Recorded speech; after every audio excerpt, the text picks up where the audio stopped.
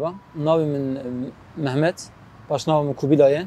Ji bajarê Mûşê ji navçeya Vartoyê me ji gundê Înaxa me. û ev 4-5 sal ez nava müzikê da me. Karî müzikê dikim. 4 sal min perwerde dît. Li Wanê dest pê kir perwerda min. Pişra em hatin Amedê. û ev salekî ye perwerde me qediye ye em mamostetî dikin. Karî müzikê dikin.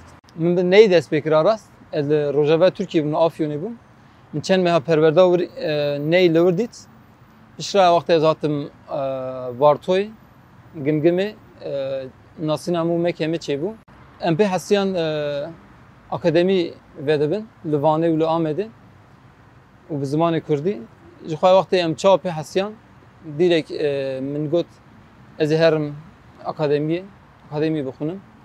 Ev 4-5 sal e min we teze jî got ez bi bilûr ra rêvîme yani.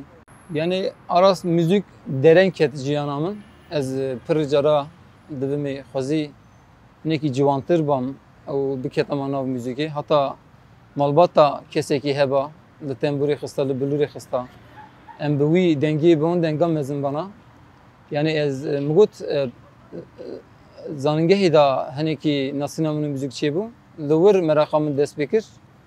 Li wir mi got bira têkiliya min müzikê bi hev hebe. Wir min teze jî got mi awil ney hilbijart. Pişt wî ez hatim işte bû bilûr. Yani müzik ji bo me çi ye? Ji bo me elbet manawî kûr e û wextê tu bi sala nav da sekinî jî îdî tu pêra dibê heval yani. Mirov dibin hevalê hevî yani. û merû nikarin bibînin manawî ji bo me ev weqa gorî min piçûktir jî dibe yani. Yani elbet manekî mezin e ku em di nav da ne em bê